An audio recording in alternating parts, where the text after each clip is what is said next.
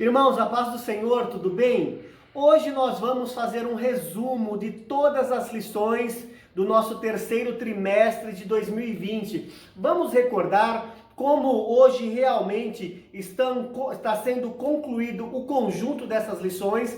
Então nós vamos resumi-las, nós vamos colocar aqui partes dela para a gente recordar todo esse nosso terceiro trimestre de 2020. E a partir da próxima aula estaremos então iniciando uma nova sequência de lições. Eu espero que você goste, que você relembre e que você também participe desse momento de conclusão dessa aula que nós estamos carinhosamente preparando para todos vocês. Irmãos, a paz do Senhor, tudo bem? Hoje estamos iniciando os estudos das nossas lições do terceiro trimestre de 2020. Nós vamos estudar, contextualizar a reconstrução de Jerusalém e o avivamento espiritual que servirão como exemplos para os nossos dias. O título da lição é Daniel ora por um despertamento. O título da lição é Despertamento, um milagre. Irmãos, a paz do Senhor, tudo bem?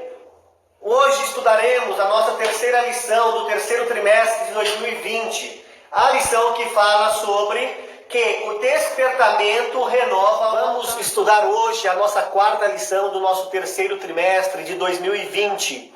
A lição de hoje que nós vamos estudar é que a construção do templo. O título da lição que nós vamos estudar é Zorobabel recomeça o templo. Então o título da lição é Neemias reconstrói os muros de Jerusalém. Aqui o título da nossa lição é As causas da desunião devem ser eliminadas. A lição diz como vencer as oposições à obra. O título da lição é Provai se os espíritos são de Deus. O título da lição de hoje é Esdras vai a Jerusalém ensinar a palavra de Deus. Então o título da nossa lição é Esdras e Neemias combatem o casamento misto. O título dessa última lição é A vigilância conserva pura a igreja. Ou A vigilância conserva a igreja pura. A verdade prática da nossa primeira lição diz: o crente dedicado à oração pode exercer influência no céu. A verdade prática diz: o despertamento espiritual é uma consequência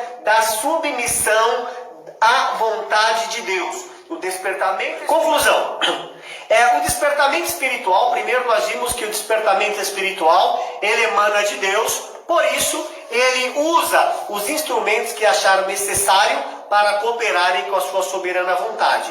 O segundo item, ou melhor, no segundo tópico, nós vimos que as finalidades do despertamento envolviam as restaurações nacional e espiritual de Israel. A primeira restauração é a pátria, que é a restauração nacional, retorno à sua pátria, e a segunda restauração do homem da idolatria dos deuses pagãos do exílio. Estaria livre dos deuses pagãos que eles até assimilaram alguns costumes lá na Babilônia. Nosso terceiro tópico disse que Deus é fiel em cumprir suas promessas dadas ao seu povo, além de vivificar e renovar as suas promessas. Ele também renova a fé dos que estão abatidos. E o nosso último tópico disse que um dos resultados do despertamento é a obediência dos homens à palavra de Deus. Depois que houve o despertamento, no retorno do exílio babilônico, nunca houve introdução de qualquer mistura de cultos pagãos entre o povo de Deus. Para a gente finalizar, o ponto central da nossa lição é a submissão à vontade de Deus gera o despertamento espiritual. E eu lembro que nós falamos o significado de submissão, biblicamente falando, é uma submissão voluntária. Nós sujeitamos-nos a Deus e aos nossos irmãos voluntariamente. O ponto central de culto a Deus era o altar. No Novo Testamento, o ponto central de culto a Deus é a pessoa do nosso Senhor Jesus Cristo. Eu recebo a Jesus Cristo, recebo o Espírito Santo, tenho acesso diretamente a Deus.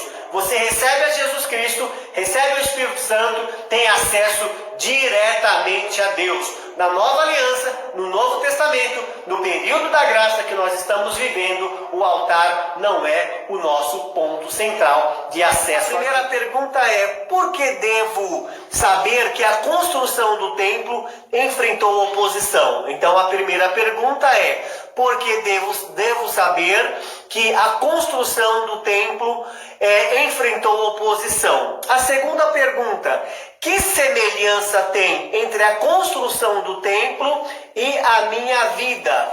Que semelhança tem entre a construção do templo e a minha vida? E a terceira pergunta é: quando você é impedido de realizar um grande plano, de realizar um grande projeto, qual é a sua reação? Como você reage? Como você se comporta quando um grande objetivo é impedido? A verdade prática traz a seguinte lição para nós. Diz: se confiarmos verdadeiramente em Deus, venceremos todas as resistências do maligno. Se confiarmos verdadeiramente em Deus, venceremos todas as resistências do maligno. Veja bem, o desânimo é uma das mais eficazes.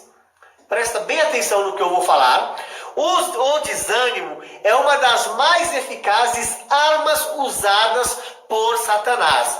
O desânimo é uma das mais eficazes armas usadas por Satanás contra os crentes, contra o povo de Deus.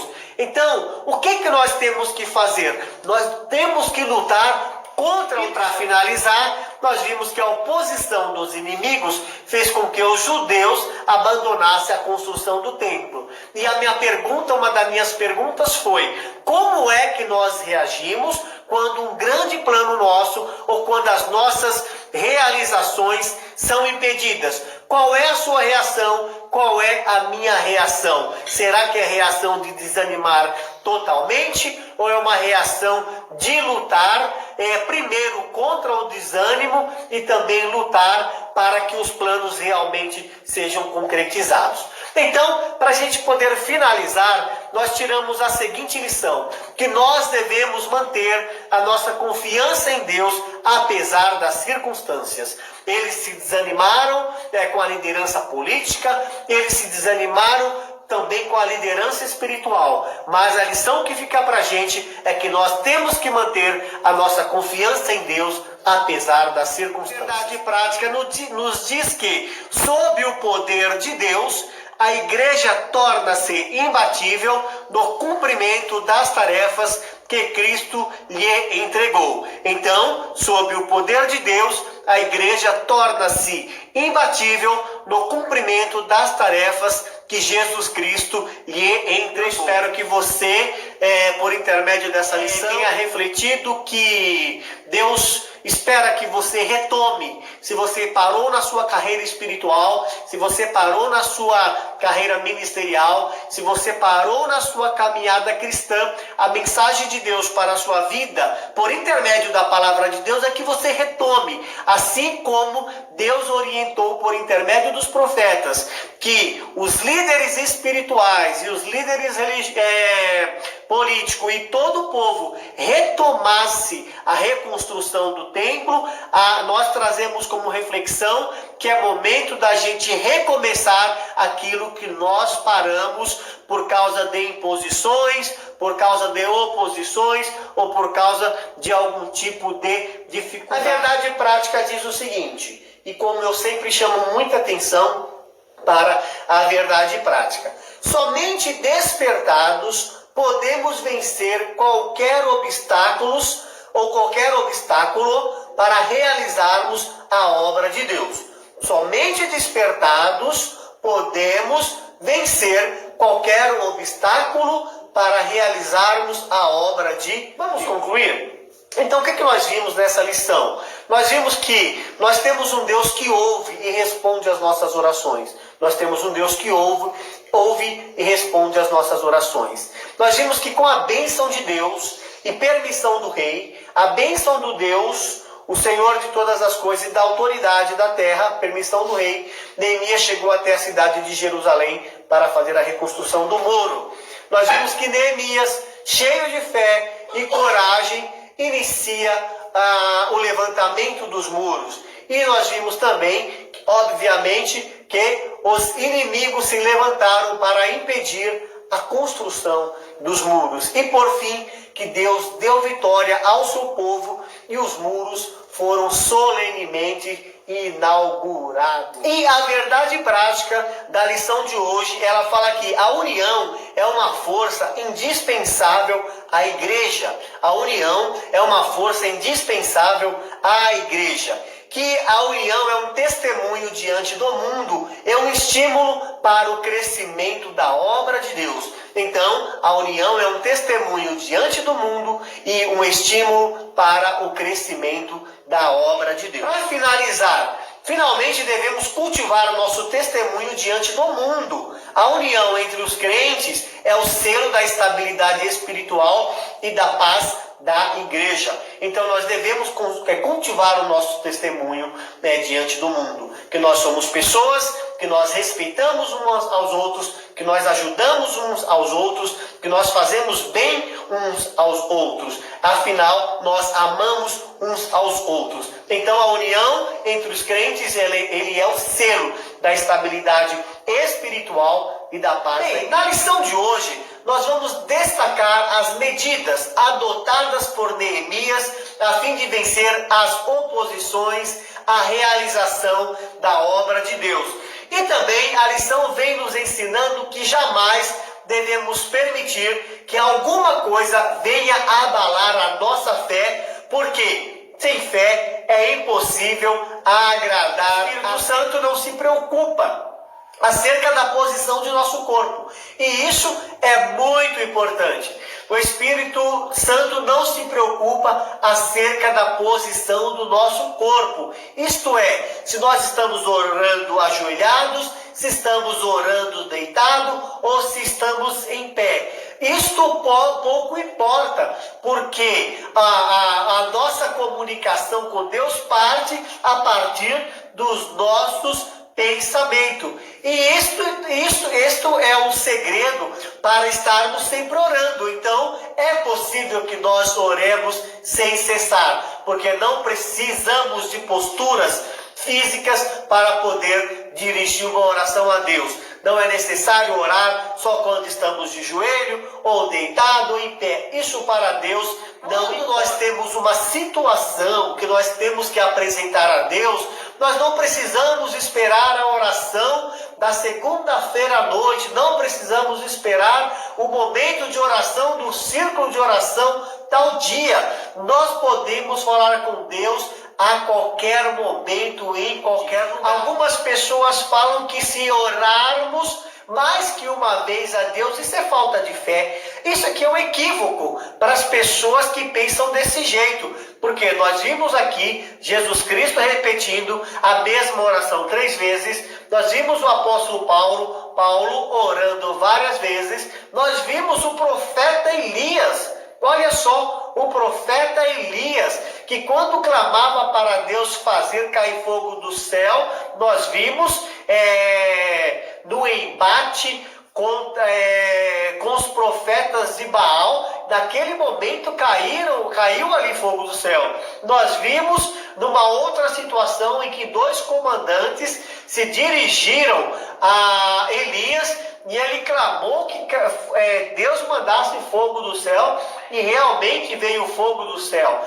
Agora, e nós vimos também em outra situação, Elias precisando orar 7 vezes. Então é um equívoco, é um engano, quando alguém fala que nós não devemos orar mais que uma vez pedindo a mesma coisa para o nosso Deus. Enquanto Deus não nos der a resposta e você tiver forças para clamar, estiver acreditando que Deus pode te responder, você pode orar 2, 10, 20, até que Deus lhe conceda a resposta. Amados, não creais em todo espírito, mas provai se os espíritos são de Deus, porque já muitos falsos profetas se têm levantado no mundo. A nossa verdade prática diz: através dos dons espirituais, a igreja discerne os espíritos enganadores. Através dos dons espirituais, a igreja discerne os espíritos enganadores. Então vejamos aqui na nossa conclusão. Quando as profecias são provadas, o conceito e a consideração de dons espirituais são conservados. Então, quando existem provas, o conceito dos dons espirituais são conservados. Então, deste modo, essa doutrina é preservada de qualquer influência e erros humanos, e o Espírito Santo tem a liberdade de usar os seus servos conforme a sua soberana vontade. 2. Quando provamos as profecias, estamos em condições de corrigir e doutrinar a pessoa que usou erroneamente o dom de profecia. Assim, de uma outra vez, ela dará lugar ao Espírito Santo e irá usar o dom profético de modo correto. E na terceira parte aqui da nossa conclusão, podemos dizer que quando provamos as profecias, recebemos as bênçãos de Deus por meio delas, né? Por meio delas, que é por meio das profecias, Deus quer nos entregar algumas bênçãos. Então fiquemos com o que é bom e rejeitamos o que não veio de Deus, conforme diz a palavra de Deus. Examinai tudo e retende o bem. Eu gostaria de te fazer duas perguntas iniciais. A primeira pergunta que eu quero te fazer é: por que a palavra de Deus deve ser ensinada? Por que a palavra de Deus deve ser ensinada? Essa é a primeira pergunta. A segunda pergunta que eu gostaria de te fazer é: você sabe quais são os resultados do ensino da palavra de Deus? Nós vimos também que Esdras ensina a palavra de Deus e há um grande despertamento espiritual. Lembram então da reconstrução do templo, lá por volta do ano 457 a.C., e nós vimos que a palavra de Deus deve ser ensinada, porque é uma ordenança de Deus. Nós vimos que ela foi confirmada por Jesus Cristo e nós vimos também sendo confirmada pelos apóstolos, se ensinar que haja dedicação nas palavras de Paulo. E por último, quero dizer aqui que o ensino da palavra de Deus gera temor, né? Estabelece normas espirituais nos crentes e dá conhecimento. Olha quantos resultados maravilhosos na vida daquele que procura aprender, que procura ser ensinado dentro da palavra. Então, o título da nossa lição é: Esdras e Neemias combatem o casamento misto. O texto áureo, ele se encontra no livro de segunda carta aos Coríntios, capítulo 6, versículo 14, e a leitura é a seguinte: não vos prendais a um jugo desigual com os infiéis, porque que sociedade tem a justiça com a injustiça? Ou que comunhão tem a luz com as trevas? Esse é o nosso texto áureo. A verdade prática da nossa lição diz que o lar foi instituído por Deus para ser uma bênção. O lar foi instituído por Deus para ser uma bênção, desde que seja observada a orientação divina na sua formação. Em outras palavras, quando a orientação divina ela é observada na formação do lar, então esse lar ele realmente se torna uma bênção, porque esse é o objetivo e para isso Deus o instituiu para ser uma bênção. Como o casamento na direção do Senhor enseja a possibilidade de uma felicidade sem limites, o que nós estamos falando? Que um casamento na direção do Senhor enseja, proporciona possibilidades de uma felicidade infinita, quando casamos na direção do Senhor. Do contrário, ou ao contrário, o casamento de um crente com um descrente, com muita probabilidade, será uma infelicidade. E quem de nós casamos para viver infeliz? Não, então que nós casemos no Senhor para que nós realmente tenhamos um casamento feliz, né? Eu estou falando nós casemos, mas eu tenho 23 anos de casado, graças a Deus. Então, quem ainda não casou, que case com uma pessoa do seu mesmo povo, do seu próprio povo, como nos orienta a palavra de Deus. Uma pessoa que já faça parte do povo de Deus. Então o casamento é uma união total entre um homem e uma mulher. União total. Jesus disse, não são mais dois, mas uma só carne. Então é uma união total. Isso fala de uma perfeita união entre os cônjuges, envolvendo o corpo, alma e o espírito de ambos. Vejamos a nossa leitura, diz o seguinte: casando-se o crente com o que não é crente, pode naturalmente obter união de corpos e em parte de almas, mas é impossível que haja união de espíritos, pois enquanto um pertence ao reino de Deus, o outro pertence ao reino das trevas. Então, com isso, é aberto um espaço muito triste na união, porque o espírito de um se comunica com Deus, porque o crente, ele tem o Espírito Santo de Deus na vida dele, e por intermédio do Espírito Santo, o Espírito dele se comunica a Deus. O Espírito do homem que serve a Deus se comunica com o Espírito Santo, logo ele se comunica com Deus.